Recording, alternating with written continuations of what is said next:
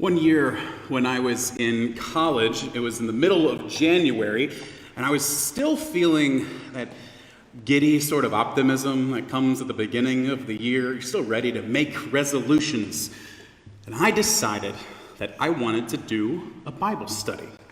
I had this nifty little Bible app on my phone, and it was preloaded with a few different Bible studies which you could begin, and the app would notify you at a set time every day to sit down for a time of personal prayer and reflection.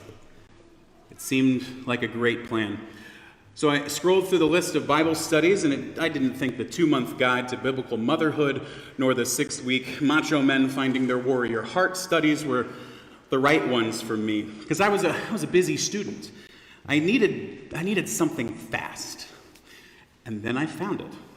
A Bible study called 28-Day Fast. Perfect.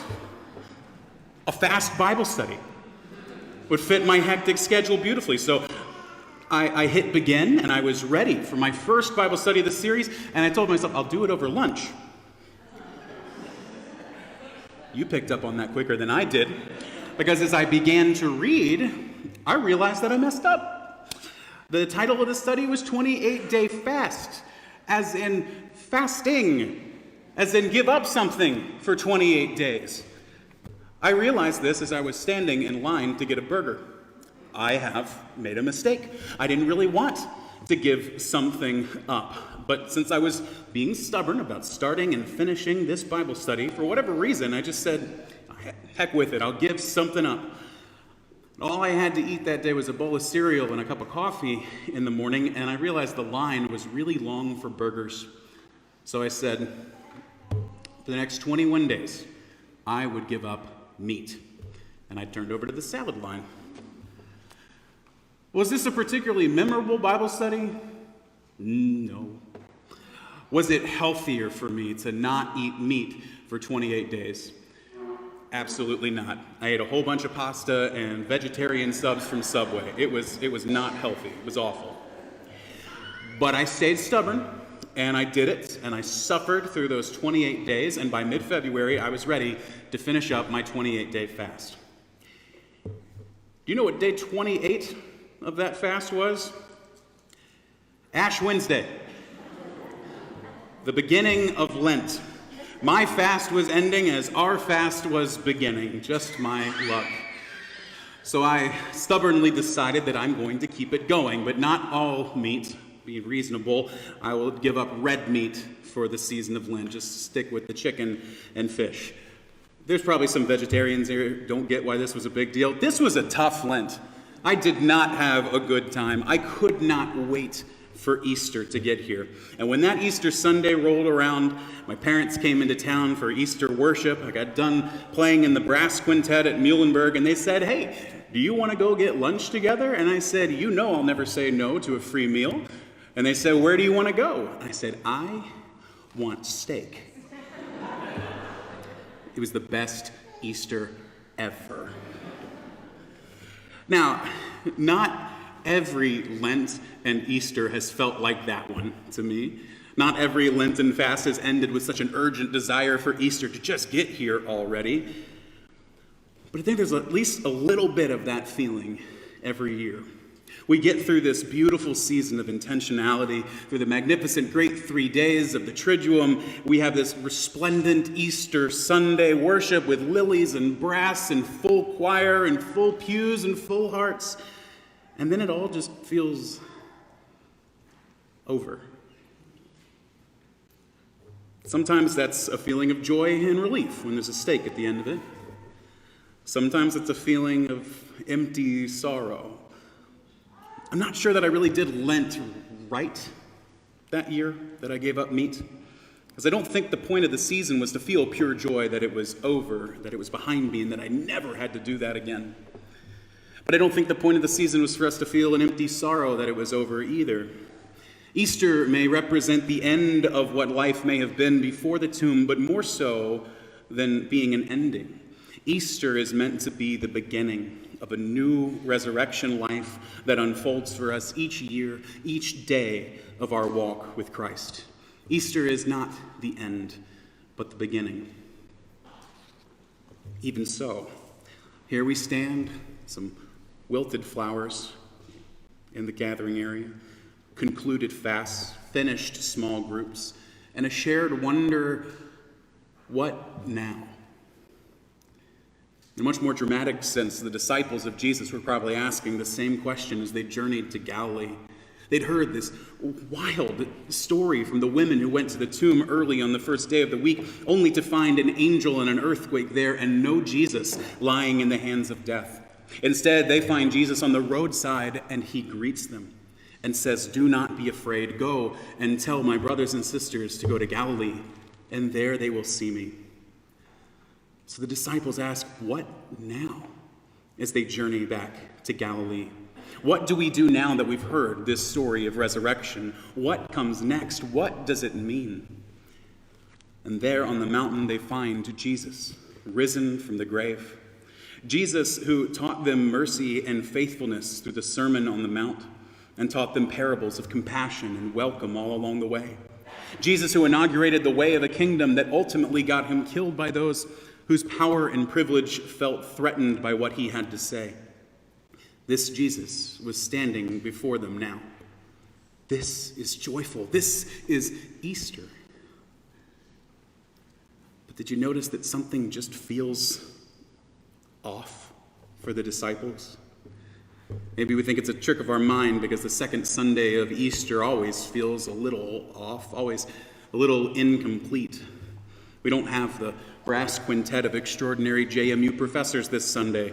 We don't have the sanctuary teeming with lilies, nor the fullness of a combined choir today, nor pews quite as full as they were last week.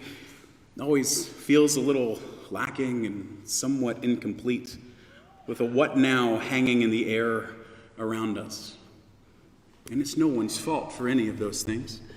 And perhaps it's none of these things. Rather, it's a sense of incompleteness or doubt that hangs around us as individuals. That somehow we individually don't measure up to the full joy and hope of Easter because there is some sorrow or doubt still within us. But our minds aren't playing tricks as we hear this lesson today. It says the 11 went to Galilee. Not the 12. Not Judas, the one who betrayed the Lord. Their number was incomplete. They were missing something. And even though each of them would have been furious with Judas and felt betrayed by him, he was their brother, and they were less without him. And when they saw Jesus on that mountain, it says that when they saw them, they worshiped him, but they doubted. Even in the midst of their joyful praise in these days after Easter, there it was. This lingering doubt, more questions, wonder, and confusion, even in the midst of their joy. Our Lenten season was full of faithful questions, seeking our why, our asking of our whys, our wondering and growing together as a community. We made room for doubt and questions, for curiosity and care of one another. But just as it was for the disciples, it doesn't mean that those feelings go away magically after Easter. Incompleteness, doubt, frustrations, sorrow, and hope. It all continues as we join the disciples at the feet of our risen Lord, asking, what now? Wherever they feel incomplete, Jesus speaks, bringing the fullness of all things. All authority has been given to Jesus. He commands them to make disciples of all nations, to teach them everything he has commanded them, and reassures them that he is with them always to the end of the age. These sweeping alls show how comprehensively the resurrection has transformed the world. What now, we wonder together as disciples of this risen Lord? Now it is Easter. A time for all disciples to live in response to this joyful newness of life.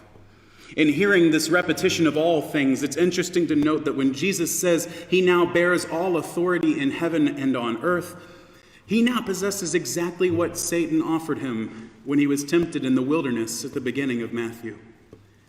But Jesus did not take Satan up on his offer at that time to gain all things. Instead, Jesus walks the long road of love.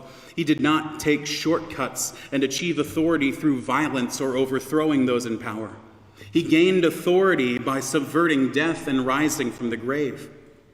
In this, Jesus shows us that it matters not just that we do what God calls us to, but how we do what God calls us to. Throughout Matthew's gospel, Jesus teaches us time and time again that it matters how we build the kingdom, that we do so through compassion, mercy, and hope and reconciliation, not through violence, shame, guilt, or any form of coercion. It matters how we build the kingdom, and we discern this way together in community. It matters that Jesus says not only to baptize, but to share his teachings as he taught us the way of love. Throughout his ministry, Jesus reminds the people again and again that they are enough. They are beloved children of God and are called to reconcile all people together to build the beloved community, the kingdom where all can thrive. But for wherever God's people are feeling like not enough, or lacking, or doubting, or like they're 11 out of 12, Christ assures us of his presence. He is enough. He is with us. His love sustains us, fills us, renews us, and sends us into a way of life for all people. Whatever lack or insufficiency we may feel today, let us commend that to God. Christ is risen. Christ is with us. If we find ourselves in a second Sunday of Easter post-Lent malaise, let us commend that to God. Christ is risen, and he's calling us to go to our own Galilee, where we may find his presence is continuing to transform our lives and call us into a way of hope. Lent was never meant to be a mad dash of self-denial that leaves us desperate for a big juicy steak at the end of it, desperate for our fasting to be over, desperate to put this season behind us.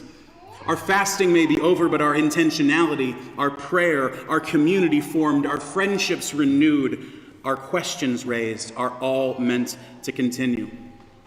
And so in this Easter season that holds all things, I invite you to discern how you will continue the faithful practices of this past season.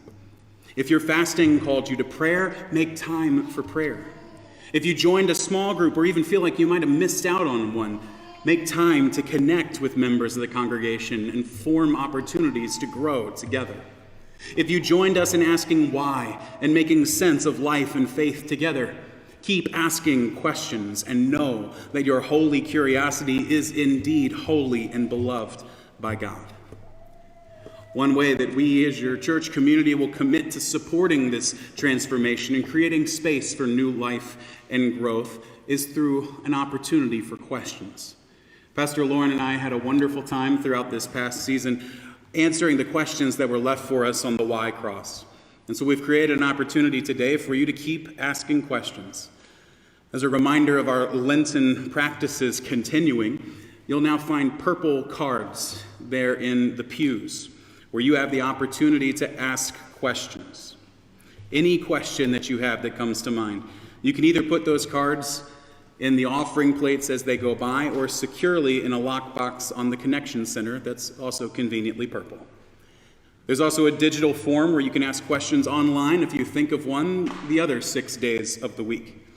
You can ask questions confidentially that we can respond to directly, or you can ask questions which will allow us to answer them publicly through the chimes or online for the benefit of our whole community.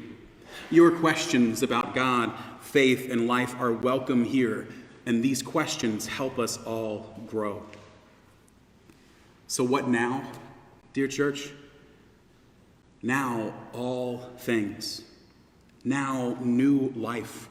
Now resurrection hope. Now is the time for us to be raised with Christ to cultivate newness of life and hope for all people. Now the work of the kingdom begins. And for the moments when we feel alone or when we think that we are not enough, remember, Christ is with us always, even to the end of the age. Amen.